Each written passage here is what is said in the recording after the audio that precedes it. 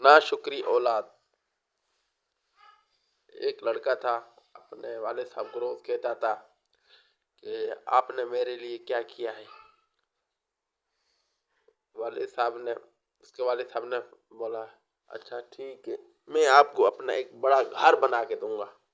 اس نے اپنی زمین سے جو جمع پوچھی تھی لگا کے اس کو اپنا گھر بنا کے دیا۔ اس کے بعد بھی وہی لڑکا کہتا اس کو کہ بابا آپ نے میرے لیے کیا کیا ہے پوری عمر میں۔ تو والد صاحب نے اس کو بولا اچھا ٹھیک ہے، روز اس کو بولتا تنگ کرتا تھا۔ تو اس کے والد صاحب نے بولا اس کو کہ میں جب مار جاؤں تو میں ایک وصیت کر کے جاؤں گا۔ ایک جگہ پہ میں نے سونے کا گھڑا چھپا کے رکھا ہے، گھڑے کے اندر ایک پورے ہیرے جواہرات پڑے ہوں گے، اور وہ جا کے تم وصیت پڑھ کے وکیل سے وصیت نامہ لے کے وہ پڑھ کے پھر اس کے بعد تو میرے مرنے کے بعد وہ جا کے اس کو کھود کے نکال لینا ہے۔ اچھا وقت گزرتا رہا، آخرکار اس کے والد صاحب بوڑھا ہو گیا، پھر فوت ہو گیا۔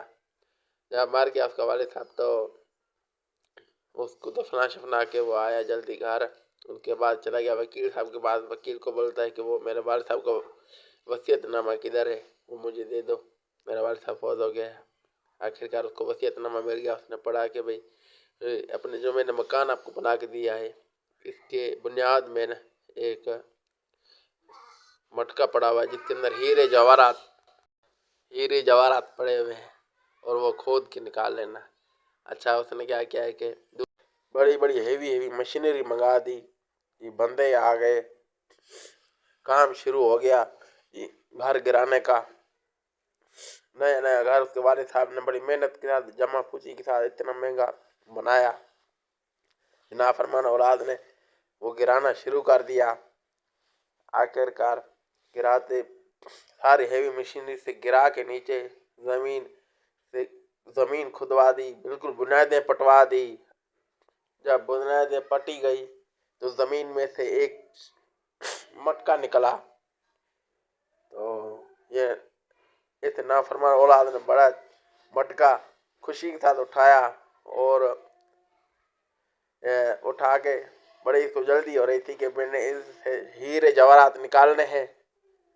تو یہ اٹھا کے باہر لے آیا، اور اس نے جیسے ہی مٹکے کو کھولا تو مٹکے کے اندر تو ہیرے جواہرات تھے نہیں، تو اس کے اندر پڑا ہوا تھا ایک رکے کے اندر لکھا ہوا تھا کہ میں نے تو اپنی ساری عمر کما کے جمع پوچی لگا کے تمہیں بڑا کیا، اس کے بعد تمہیں گھر بنا کے دیا، شادی کرا دی، سارا کچھ کرا دیا، ابھی تو یہ گھر تم نے گرا دیا، اب اس کے بعد تو اپنے گھر بھی بنا اور اپنے بال بچوں کو پال تاکہ تمہیں پتہ لگے کہ کیسے مشکل سے یہ چیزیں بنتی ہیں، اور تو کہتا ہے کہ تو نے میرے لیے ساری عمر میں کیا کیا، ابھی تم کر تجھے پتہ چلے۔